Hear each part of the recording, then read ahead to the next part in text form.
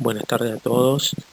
Bueno, como todos saben ya, soy el doctor Fernández Hugo, encargado del Centro Formador de Cardiología, a cargo de la unidad coronaria. Y el tema que me toca dar en el día de la fecha es reanimación cardiopulmonar y manejo de la vía aérea. Bueno, para comenzar con esta clase, lo principal para comenzar hablando es el soporte vital básico, que si bien todo equipo personal de salud debería conocerlo a rajatabla, me parece interesante hacer algunas reflexiones. Lo primero que tenemos que tener en cuenta es que la reanimación cardiopulmonar, cuando se produce en presencia de testigos, mejora de gran manera los resultados obtenidos a mediano y a largo plazo. Por lo tanto, es importante tener en cuenta un buen manejo del soporte vital básico para lograr el beneficio del paciente a mediano y a largo plazo, como dije anteriormente. Ante un paciente que encontramos sin pulso, sin ventilación, lo primero que debemos hacer, incluso antes de comenzar con las maniobras de reanimación, es realizar una llamada telefónica a un servicio de emergencias o bien llamar a un médico o colega, enfermero, responsable de las áreas críticas para poder colaborar en dicha reanimación. En segunda instancia, comenzamos inmediatamente el masaje cardíaco con una frecuencia de 30 compresiones por 2 ventilaciones, en el caso de adultos, 15, 2 en el caso de los niños, y con una velocidad de 100 compresiones por minuto. Mientras tanto, tenemos que, obviamente con la llamada previa, tratar de localizar lo antes posible el cardiodefibrilador para realizar la cardioversión eléctrica en caso de ser necesario, en caso de tener ritmos cardiovertibles, y bien, o la utilización del DEA, sobre todo en los espacios públicos donde hay abundantes personas que debería estar presente según legislaciones actuales, los cuales nos permiten mejorar la respuesta al masaje, al tratamiento del soporte vital básico. Una vez cardiovertido, continuar con masaje cardíaco con la misma frecuencia que mencioné anteriormente. En esta otra diapositiva estamos hablando de soporte vital avanzado y como verán ponemos como primera medida el masaje cardíaco, o sea, hacemos una continuidad del soporte vital básico teniendo en cuenta que el masaje cardíaco, como lo dijimos anteriormente, es uno de los hechos fundamentales en la reanimación del paciente. Para realizar una correcta reanimación cardiopulmonar tenemos que tener en cuenta, primero que nada, como vemos en la imagen del lado izquierdo, el paciente debe encontrarse recostado sobre su espalda, en la medida de lo posible sobre superficies rígidas, para facilitar las compresiones, ya que muchas veces en algún tipo de camas suele, sumado el colchón más los elásticos de cama, ser dificultosa dicha reanimación por no lograr esa compresión adecuada. No es así tanto en las camas de terapia intensiva, que suelen ser rígidas, como las camillas de traslado. Para que estas compresiones sean efectivas, hay que tomar como zona donde deben realizarse las compresiones la parte inferior del cuerpo del esternón y sobre todo un poquito a la izquierda de la línea media, comprimiendo de esta manera el esternón y los últimos cartílagos costales del lado izquierdo, como muestra la figura de la izquierda. En los recién nacidos, en los niños, como el hígado se encuentra muy alto, la idea es que la compresión se realice en la parte media del esternón, obviamente para tratar de disminuir el riesgo de lesión de dicho órgano. La posición de las manos, como muestra la figura, es fundamental. Uno tiene que utilizar el talón de la mano, apoyarla sobre el lugar donde dijimos a nivel esternal, y la otra mano se debe ubicar sobre el dorso de esta misma y realizar compresiones con los brazos extendidos y de forma recta los codos, a los efectos de evitar el cansancio, realizando el esfuerzo prácticamente con el tronco y no con el resto de los miembros. La compresión debe ser enérgica y rápida. Debemos comprimir el esternón entre 4,5 y 5,5 centímetros de profundidad. Y también hay que tener en cuenta que la suspensión del esfuerzo debe ser de forma rápida para permitir que se genere una presión negativa intratorácica que tiene sus efectos con respecto al retorno venoso al nivel del sistema cardiovascular. Como dije anteriormente, lo que hay que tratar de lograr es una frecuencia de 100 por minuto, tiene que ser sin pausas. La ventilación en estos casos pasa a un segundo plano. La ventilación se ha demostrado que debería ser en forma conjunta o alternando con los masajes y tratando de ser lo más fisiológica posible y tratando de producir el menor daño posible al comprimir, al meter presión positiva dentro de los pulmones. La frecuencia de compresión en los niños tiene que rondar entre 100 y 120 por minuto. Y hay que tener en cuenta que el objetivo fundamental del masaje cardíaco es mantener la perfusión de las arterias coronarias y de esta forma, mientras mejor sean las compresiones, mejor va a ser la respuesta a futuro, a mediano y a largo plazo, como dijimos anteriormente. Como también lo dijimos, se recomienda compresiones, ventilación 32 y en los infantes y los niños alrededor de 15 o 2. Y cuando está, como dije también anteriormente, disociado son 100 de frecuencia de compresiones por minuto y alrededor de 10, 8 ventilaciones por minuto.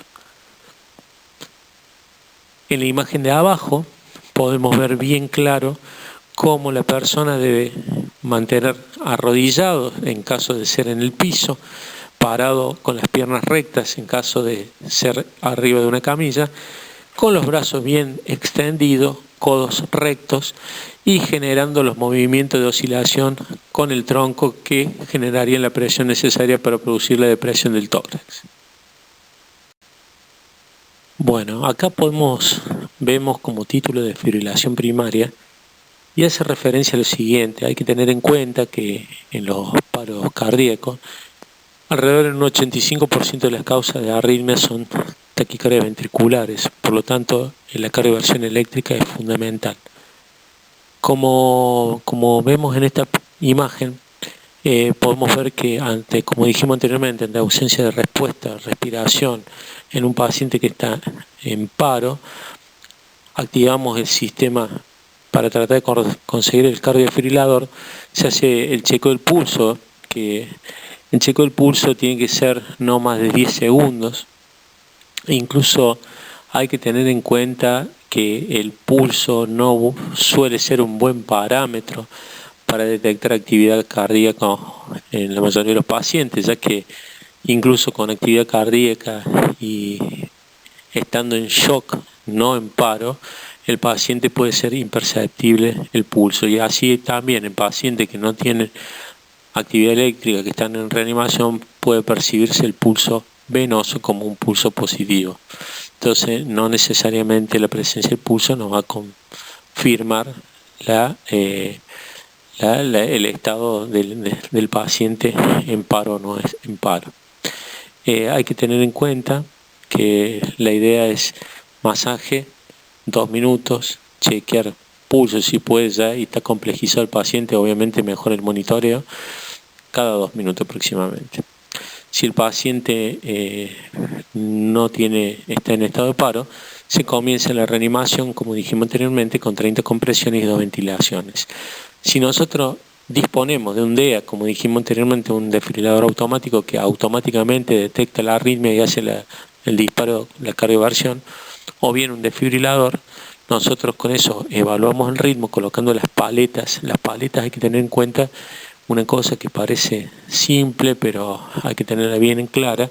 Hay que usar gel conductor o en algunos casos se utilizan apósitos con solución fisiológica, uno en región esternal y otro en el ápex o punta del corazón, lateralizado hacia la región axilar anterior del lado izquierdo.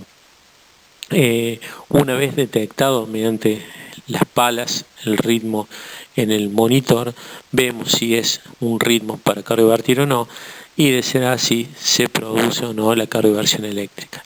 Esta cardioversión se realiza y se continúa con el masaje, como dijimos anteriormente, por lo menos 2 minutos o 5 ciclos seguidos.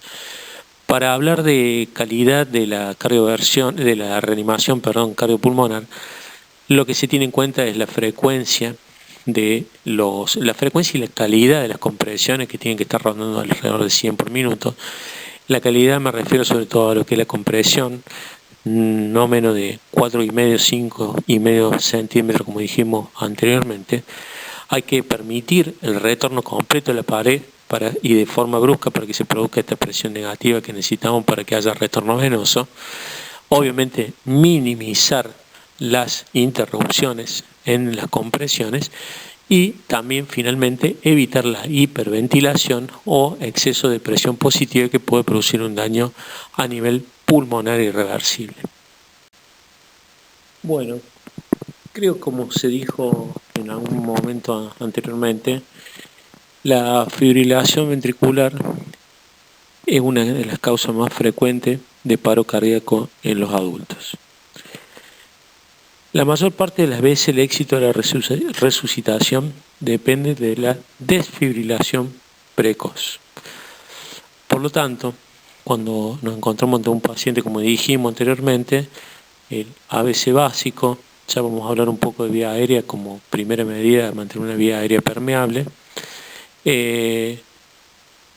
hacer masaje cardíaco hasta poder monitorizar de qué tipo de paro estamos presenciando.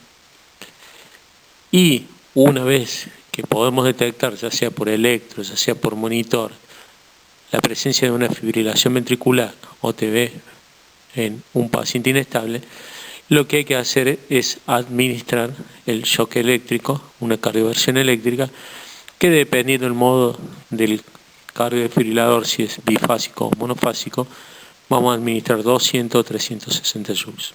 Un consejo para no estar pensando si el cardiodefibrilador es mono o bifásico, directamente se sugiere empezar con la mayor potencia que tiene dicho aparato. Lo que hay que hacer es administrar 5 ciclos, o sea, por lo menos 2 minutos de reanimación cardiopulmonar, chequear el ritmo.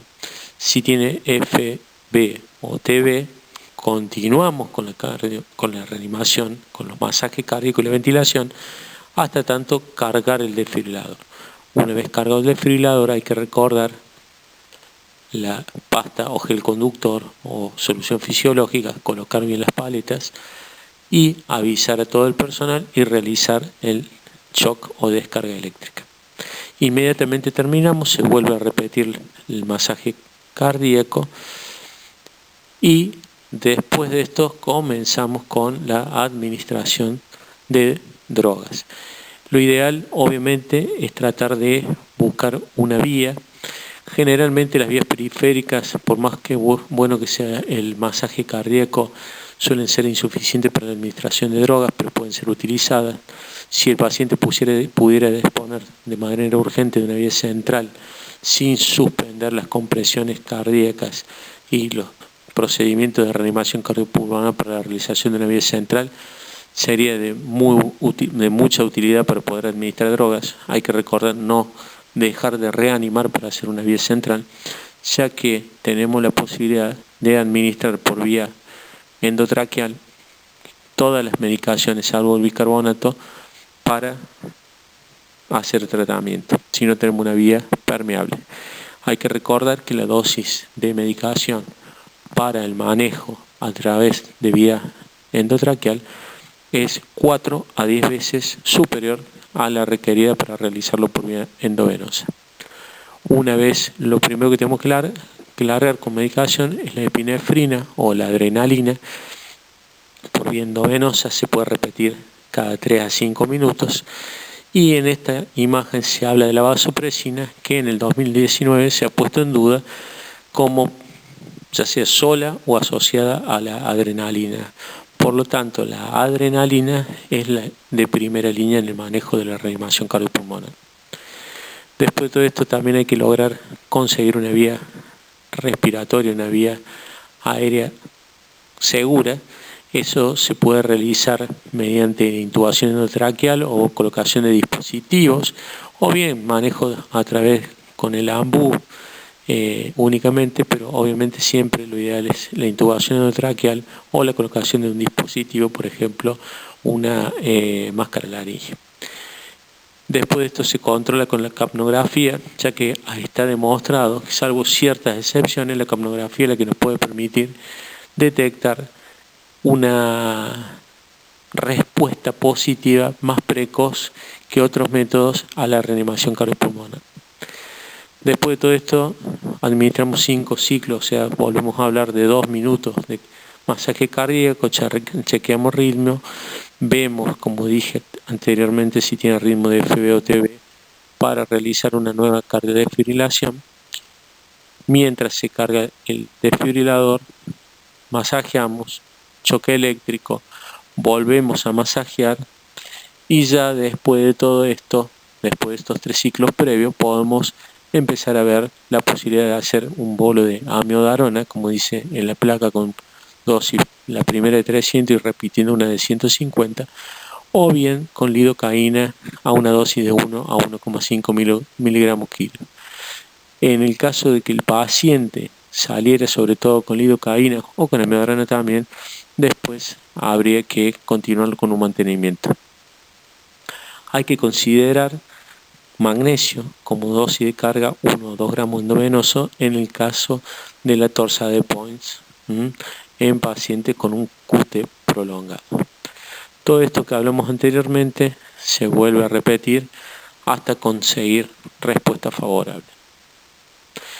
Me quedó hablar un poquito quizá el bicarbonato que se solía usar anteriormente, teniendo en cuenta que los pacientes obviamente se ponen acidosis y todo, se demostró que no tiene mucha respuesta el bicarbonato en las cuestiones hemodinámicas o en la respuesta a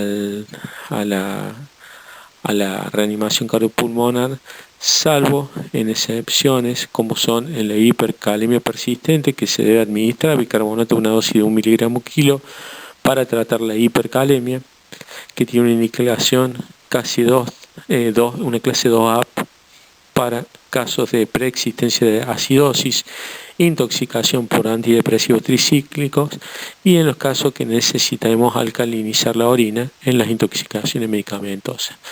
En otras indicaciones no estaría indicado el bicarbonato de sodio.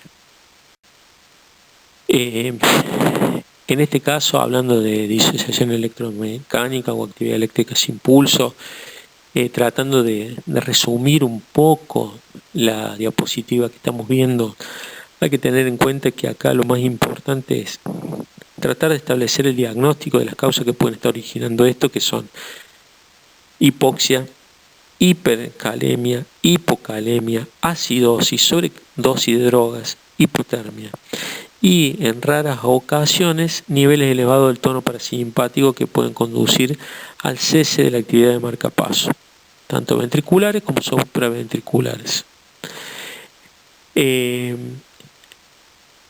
Estos pacientes, el manejo básicamente es muy similar, en el sentido que muy similar al de TB-FB, a que lo principal es masajes. En este caso no se realiza cardioversión porque no son ritmos cardiovertibles, entonces acá se utiliza adrenalina. Se puede usar vasopresina, como dije anteriormente, salvando que no hay muchos estudios que demuestren que ni es mejor sola ni asociada a la adrenalina, entonces la adrenalina sería casi indiscutible. Y acá sí la utilización de atropina, sobre todo en algunas indicaciones. Acá es fundamental, como en todo el otro caso, intentar una vía aérea segura mediante la intubación, realizar vías endovenosas y descartar, como dije anteriormente, todas las causas posibles y tratamientos posibles de las causas que pueden estar desencadenando este estado de asistolia. Esta tabla la coloqué para poder identificar causas de fracaso en la reanimación. Tenemos como dice en la primera parte, técnica inadecuada, que el masaje sea ineficaz, que no esté en el lugar que sea adecuado, que la frecuencia sea menor de lo necesario y que la intensidad no sea lo suficiente, o sea, no se realice una buena compresión. Después el tema de la ventilación inadecuada, primero que nada que la vía aérea no esté permeable, cosa que estaríamos fracasando en el primero de los conceptos para empezar a realizar una reanimación cardiopulmonar. Falla de adaptación de la vía aérea, se refiere por ejemplo a que el paciente muchas veces cuando hay una competencia con el tema del respirador o del AMBU y los masajes, puede a veces no ingresar la suficiente cantidad de volumen y a veces puede haber también hiperventilación, aumentando el riesgo de lesión a nivel pulmonar. Después tenemos también causas orgánicas, por ejemplo, hemorragia, el taponamiento cardíaco, que el tratamiento sería descompresión, o sea, una punción del pericardio para poder drenar el exceso de la sangre ubicada a nivel pericárdico, estaría produciendo un shock obstructivo. El embolismo pulmonar, que en estos casos puede ser difícil manejar, pues si el paciente se encuentra en PC por un embolismo pulmonar, el margen de tratamiento es muy escaso. Una oclusión a nivel de la válvula aórtica o en el caso de un infarto agudo masivo, que en algunos casos podría tener indicación de hemodinamia en agudo, sabiendo que la mortalidad es elevadísima. A nivel pulmonar, lesiones a nivel pulmonar, un tórax en tórax, neumotórax, o sea, distintas alteraciones que provocan o justifican una mala ventilación, lo que no colaboraría con la reanimación adecuada. A nivel hidroelectrolítica, la hipopotasemia, la hiperpotasemia y la acidosis que perpetúa el estado de shock del paciente. En este caso, no respuesta al tratamiento. Bueno, esto lo que trata de demostrar, así a grosso modo, es que la reanimación cardiopulmonar, en el caso de ser exitosa, no acaba con que el paciente tenga frecuencia cardíaca o mínima tensión con soporte vasoactivo, sino que hay que continuar para evitar que vuelva a aparecer la situación de paro cardíaco, arritmia o lo que fuera.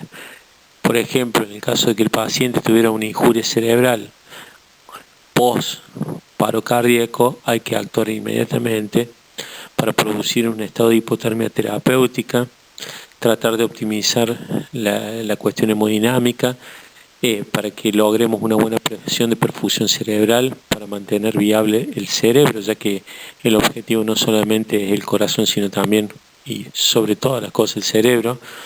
Proteger una vía aérea con una buena saturación de oxígeno, por lo mismo, para lograr una buena oxigenación de la sangre. Evitar las convulsiones, que las convulsiones al producirse aumentan el daño a nivel cerebral. Y cuidados, ahí dice, soporte son generales para mantener el mejor estado del paciente a un estado basal. Después, en el segundo punto, vemos disfunción miocárdica post-paro cardíaco. En este caso hace referencia a lo que deberíamos hacer en el caso de que el paciente, por ejemplo, un shock cardiogénico secundario, como dice ahí, a un IAM, deberíamos pensar inmediatamente en la revascularización, en el caso de que tuviera indicación. Obviamente un paciente shockado con un post-IAM tiene indicación de intervenir a nivel de hemodinamia. Optimizar obviamente la cuestión hemodinámica, no solo con fluidos, sino también con inotrópicos. En algunos casos puede usarse el balón de contrapulsación. El balón de contrapulsación tiene indicación muchas veces como puente hasta resolver, por ejemplo, un problema coronario, y la circulación extracorpórea o el ECMO para mantener al corazón funcionando, por ejemplo, en un paciente que tiene indicación de trasplante. Después, en el tercero, yo lo asocio más a todo lo que es respuesta inflamatoria sistémica. Es medio parecido al anterior, o sea, obviamente mantener todo el estado hemodinámico del paciente, más un buen control de temperatura y de glucemia, manteniendo un buen medio interno y si hiciera falta antibióticos, comenzar de manera urgente. Y en caso de persistencia de la patología que produjo la lesión, resolverla. Así de simple. Tratar de resolver la situación, porque en el caso, por ejemplo, de un taponamiento cardíaco que llevó a un paro cardiopulmonar, si no resolvemos el taponamiento cardíaco, obviamente que el paciente no tiene ninguna chance. Teniendo en cuenta que estamos hablando de reanimación cardiopulmonar, me pareció oportuno dedicarle una partecita a lo que es vía aérea. Yo empecé al revés, o sea, si bien el masaje lo primero que se realiza, la vía aérea termina siendo una de las cuestiones más importantes, ya que garantizar, asegurar una vía aérea permeable nos puede permitir continuar con el resto del tratamiento de reanimación cardiopulmonar, ya que sería totalmente imposible realizar una reanimación con masaje, droga, cardioversión si no tenemos una ventilación, una vía aérea permeable para poder llevar a cabo el tratamiento. Entonces, cuando hablamos de permeabilidad de vía aérea, nos referimos sobre todo a que la vía aérea desde su inicio hasta los pulmones se encuentre desobstruida de líquidos, de cuestiones sólidas, y muchas veces para eso hay que proceder a asegurarla de manera invasiva, por ejemplo con la intubación endotraqueal. Nosotros acá abajo pongo, primero para que lo conozcan, pero todo el mundo sabe lo que es la bolsa AMBU. La bolsa AMBU es, por decir así, un respirador artificial manual que nos permite infundir o colocar en realidad un volumen de aire dentro de la vía aérea con una presión positiva. Hay AMBUs de distintos tamaños para adultos, pediátricos, neonatos, etcétera, que tienen un volumen promedio que uno, según la compresión completa, media o mínima, puede relativamente introducir un volumen de aire a la cavidad pulmonar definida. Entonces la AMBU es la primera instancia para mantener la oxigenación, la ventilación. Este se coloca mediante una tubuladora, una manguera al oxígeno y nos permite administrar no solo volumen, sino oxígeno, y generalmente, como tiene una bolsa reservoria, con oxígeno al 100%. Cuando pongo acá intubación endotraqueal, lo que pueden ver acá es un tubo endotraqueal que está compuesto por un tubo que tiene un adaptador, que ese adaptador va colocado cuando saco la máscara al AMBU, o bien adaptado a la tubuladora, guía o manguera del respirador. Tiene un balón que es un balón de baja presión, que uno lo que hace es colocar por acá adentro un volumen, y ese volumen insufla el balón, y ese balón lo que hace es proteger la vía aérea, que es el primer objetivo durante la reanimación cardiopulmonar. Acá lo que podemos ver es, en este caso, si no me equivoco, el Fast Track. Estas son las máscaras laríngeas. Esto lo que tienen, ese formato que tienen, nos permite, sin tener que intubar y buscar la tráquea, colocarlos en la cavidad oral, y por su tamaño, al insuflarlos, nos permite una ventilación, asegurando o cuidando la vía aérea durante un tiempo. Y acá tenemos, por ejemplo, otro que es un combitube, que, como dice, son dos tubos. Cuando uno lo coloca a ciegas, se insufla el balón y uno automáticamente va a tráquea y el otro va a esófago, permitiendo de esa forma también disminuir el riesgo de broncoaspiraciones durante la insuflación producida por el manejo del AMBU. Acá lo que me interesaba recordarles es que, en cuanto a la vía aérea, cuando uno habla de asegurar o de garantizar o de proteger la vía aérea, se refiere a, sobre todo, facilitar la ventilación por un lado y reducir el riesgo de broncoaspiración. Esto, como dije, se hace mediante el AMBU o bien manejo avanzado de la vía aérea. El manejo avanzado de vía aérea se refiere sobre todo a lo que dijimos anteriormente, la utilización de dispositivos. Y finalmente, para lograr muchas veces la intubación en estos pacientes en la urgencia, se habla de la secuencia rápida de inducción e intubación, que lo que hace referencia es realizar de manera metódica y utilizando fármacos de acción rápida para poder realizar una intubación de manera precoz y con la menor cantidad de complicaciones posibles. Lo primero que uno tiene que hacer cuando va a manejar vía aérea, obviamente estamos hablando, aclaro antes de comenzar, que esto es manejo de vía aérea en general fuera de lo que es la reanimación cardiopulmonar. Porque generalmente la reanimación cardiopulmonar, el paciente está en paro, es una emergencia y uno incluso tiene que tener un laringo e intubarlo de manera urgente sin necesidad de pasar incluso por todos estos procedimientos que estamos hablando de diagnóstico, de tratamiento, pretratamiento, etcétera. Pero lo acople a lo que es reanimación cardiopulmonar porque creo que hay cuestión que le puede ser útil por lo menos para saber con qué nos vamos a encontrar en el caso de la emergencia. Lo primero que tenemos que hacer al manejar una vía aérea es evaluar si la vía aérea va a ser dificultosa o no. Porque dependiendo muchas veces si es dificultosa o no, es cómo nos vamos a encarar, qué medida vamos a tomar y qué instrumental, equipamiento y droga vamos a utilizar.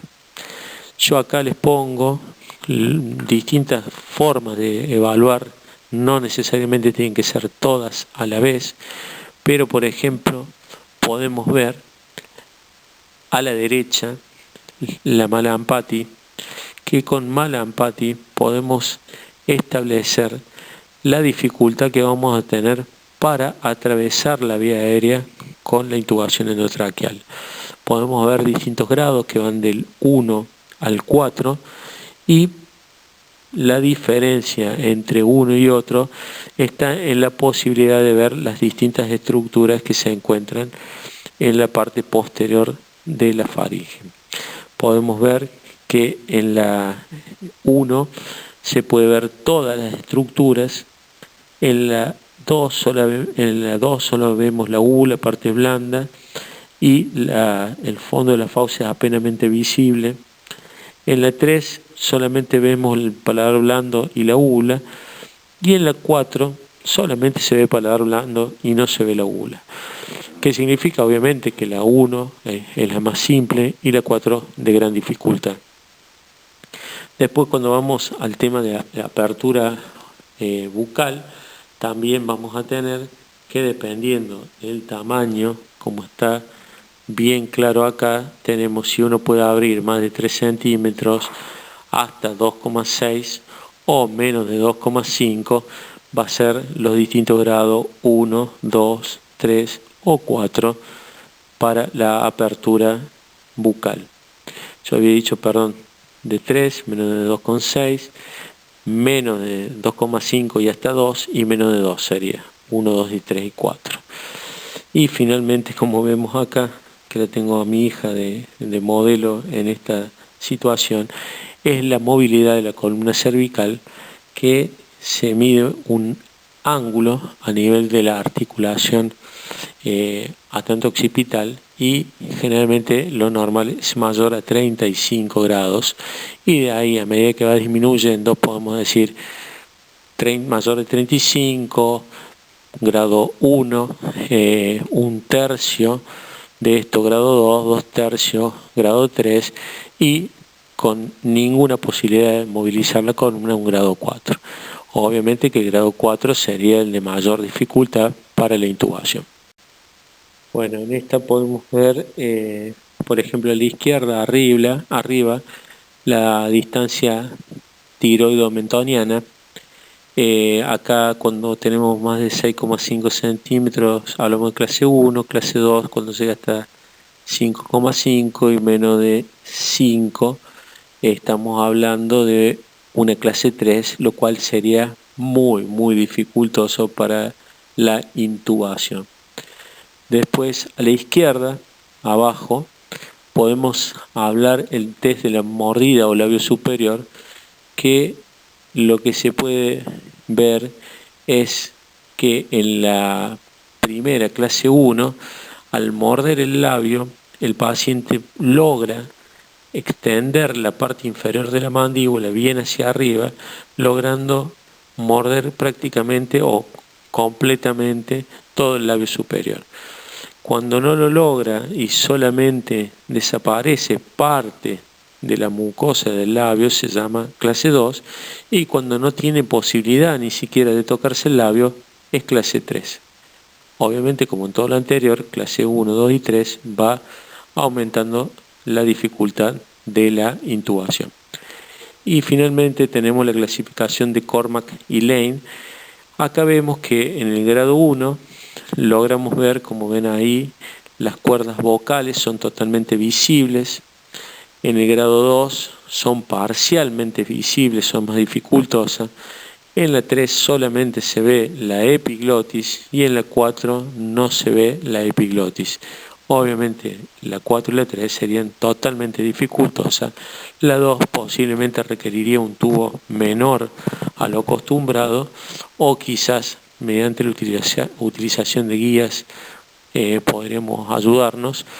Y la 1 sería en teoría simple. Esto, como les dije en este momento, nos permitiría tomar la definición o prever cómo va a ser la realización de la intubación en este paciente. Continuando con el manejo de vía aérea, una vez hecha la evaluación de la situación que nos encontramos para realizar la intubación del paciente o el manejo de la vía aérea, pasamos a ya lo que sería más que nada la secuencia de esta intubación, en la cual hay que tener en cuenta que hay un proceso previo. Obviamente, vuelvo a aclarar, no en el paro cardíaco, que es otra situación. Esto es programado, o por lo menos con un tiempo para poder tomar decisiones, oxigenar, mejorar las cuestiones, porque en el paro, como dijimos anteriormente, es masaje, colocar el tubo, reanimación y drogas. Esto sería otra cosa. Entonces, en el paciente que vamos a necesitar intubar por distintas causas, por insuficiencia respiratoria, lo primero que hay que hacer es intentar, en la medida que se pueda, una preoxigenación, la cual debe por lo menos llevar entre 3 a 5 minutos. Es importantísimo realizar esta preoxigenación, aunque cuando le coloquemos el saturómetro al paciente no nos refleje esta hiperoxigenación, porque nos permite saturar bien de oxígeno al paciente y nos va a permitir manejar una buena apnea para poder realizar la intubación con la menor cantidad de complicaciones posibles. Como les dije anteriormente, lo indicado, lo ideal es lograr por lo menos una preoxigenación de 3 a 5 minutos. Va a depender mucho si el paciente está lúcido, despierto y colaborador, que podría hacer, dicen, 5, 6 ventilaciones, inspiraciones importantes con oxígeno al 100% y 100% quizás sería suficiente, como así pacientes que no son colaboradores, que es la mayoría de los casos de la terapia intensiva, y que deberíamos ventilarlos posiblemente con máscara AMBU durante unos 3 a 5 minutos. Como, bueno, ahí pongo en el punto 2, la ventilación esta es con bolsa AMBU, o bien podría ser con ventilación, también a veces con ventilación no invasiva o con dispositivos como oxígeno al 100%. Todo esto también lo van a ver en un rato con la gente de fisioterapia, que les va a profundizar un poco más en el manejo del oxígeno y la vía aérea. Lo primero que hay que hacer es la laringoscopia directa. En la reanimación cardiopulmonar es la indicación, o sea, no hay que hacer otra cosa que mirar, ver con el laringo, intubar. Y en pacientes que están despiertos se puede utilizar anestésicos tópicos, como por ejemplo puede ser la lidocaína, en spray, en jalea, con buches, y generalmente se puede colocar atropina con la intención de disminuir la producción de saliva para disminuir la dificultad durante la intubación por el empañamiento de los dispositivos. En la emergencia nosotros siempre hablamos o tratamos de realizar lo que es la secuencia rápida de intubación. El motivo de esto es que consideramos que la mayoría de los pacientes que se someten a una emergencia están con el estómago lleno, lo cual aumenta el riesgo de broncoaspiración. Por lo tanto, se utiliza mucho una compresión del cricoides que se llama maniobra de Selig, que acá nuevamente tengo actuando a mi hija, en la que uno comprime el cricoides. Eso hace una compresión de la luz virtual del esófago, permitiendo disminuir la posibilidad de hiperinsuflación del estómago con el aumento del riesgo de broncoaspiraciones. Como se dice por ahí que como un efecto colateral ante la presencia de un vómito puede producir rupturas del mismo, pero bueno, costo-beneficio hay que hacerlo. Nosotros cuando vamos a realizar la intubación en la secuencia rápida, cuando el paciente empieza a deprimirse, a disminuir los reflejos, ahí es donde empezamos a comprimir el cricoide sin realizar demasiada fuerza, la ajuste necesaria para evitar que se distienda el estómago y de esa forma disminuir el riesgo de broncoaspiración. Y la maniobra finaliza una vez intubado el paciente, insuflado el balón. Nosotros para disminuir el riesgo de broncoaspiración también lo ideal es tratar de no usar el AMBU en la medida de lo posible. Si el paciente tiene una buena preoxigenación y nos permite hacerlo de manera rápida, teniendo en cuenta que la evaluación quizá fue buena, con una intubación fácil o sin dificultad, uno podría prácticamente no usar el AMBU, con eso disminuiría mucho el riesgo de hiperinsuflación del estómago. También se ha visto que se pueden utilizar, en la medida que te da el tiempo, ranitina, metoclopramida, incluso hasta el citrato de sodio para disminuir la acidez a nivel estomacal, que es la que está realmente directamente relacionada con la lesión a nivel pulmonar por una neumonitis química. En cuanto a las drogas que utilizamos para esta secuencia rápida de inducción e intubación, uno puede utilizar algún opioide como el fentanilo a una dosis de 1 a 10 microgramos kilo. Hay que tener en cuenta esto, los inicios rápidos de acción, que es lo que más nos tiene que llamar la atención, que son 30 segundos, menor de 30 segundos en el caso del fentanilo. También puede utilizarse morfina o nubaína, que es lo más frecuentemente utilizado. Después pasamos a un hipnótico. El propofol es muy interesante, tiene poca reacción adversa, una de la hipotensión como la mayoría en realidad. Se utiliza a dosis de 1 o 2,5 miligramos kilo y tiene un efecto a los 15-45 segundos. El midazolam, que es la droga más utilizada generalmente, la dosis varía entre 0,1 y 0,3 miligramos kilo y el efecto se logra a los 60-90 segundos. Después continuamos con la ketamina, que tiene también un efecto rápido con 1 o 2 miligramos kilo, y el etomidato, 0,2-0,3 miligramos kilo. Las últimas dos se utilizan mucho en anestesia, nosotros la cuarta la utilizamos generalmente en pacientes ventilados con trauma cerebral, con lesión cerebral, con hipertensión endocraniana, pero lo importante es que cualquiera de esas cuatro utilizadas en esas dosis, tenemos que conocer los tiempos, porque nosotros cuando hacemos la analgesia hacemos el hipnótico y tenemos que esperar mínimamente ese tiempo para poder proceder con el bloqueante neuromuscular. Tenemos dos, la succinilcolina, que se utiliza una dosis de 1,5 miligramos kilo. Es interesante porque tiene un efecto a los 60 segundos. Nosotros en todos los bloqueantes neuromusculares empezamos a ver cuando hay fasciculaciones, cuando la mandíbula se afloja, que están haciendo efecto. Y dentro de todas las succinilcolinas, también la rocurona tiene un efecto, una vida media corta, relativamente corta, más la succinilcolina, y a los 10 minutos podría uno estar ventilando al paciente si hiciera falta. El paulón o el pancuronio, que es una de las dosis de la droga que lamentablemente tenemos mucho y tiene efectos muy proarrítmicos, tiene una vida media muy larga, lo que generalmente produce ante una vía aérea dificultosa la necesidad de buscar a veces una vía aérea quirúrgica, en el caso de ser muy dificultosa, porque el paciente puede pasar varias horas sin ventilar, pero sí lo utilizamos mucho nosotros en las terapias porque nos permite un bloqueo neuromuscular durante mayor tiempo. Incluso hacemos goteos en pacientes determinados, sobre todo en pacientes con distrés respiratoria. Esto que pongo al principio de recordar siempre, preparar todo antes de comenzar, probar el tubo endotraqueal es fundamental. Uno debe adquirir un protocolo dentro del lugar donde trabaja, en el cual tiene que identificar para lo que es el manejo de vía aérea, desde los distintos o sea, dispositivos, el oxígeno, la máscara reservorio, las Venturi, el AMBU con su bolsa reservorio, los tubos endotraqueales. Los tubos endotraqueales deben estar probados, insuflarlo y desinsuflarlo para ver que no tengan pérdidas. Tenemos que tener jeringa para insuflarlo. Las guías de Heisman, guías rígidas para poder realizar una intubación con más facilidad. Tenemos que además tener las sujetadores, que pueden ser nada más que una venda, pero hay que tenerlas a mano. Hay que tener también un set para vía aérea dificultosa, si uno pudiera disponer de máscara laríngea, con bitube, también un set de crico o traqueotomía a mano.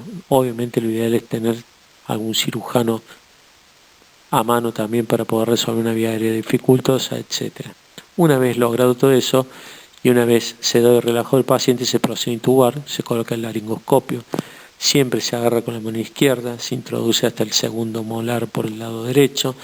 Cuando llegamos al segundo molar lo disponemos hacia la región del centro y hacemos, sin torcer la muñeca, una fuerza hacia arriba y hacia adelante hasta lograr visualizar las cuerdas vocales.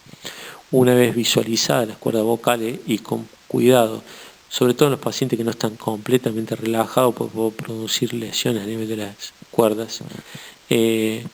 Una vez que vemos las cuerdas, procedemos a intubarlo. Generalmente la intubación se procede a llevar el tubo a una altura de 21 centímetros aproximadamente de la comisura labial.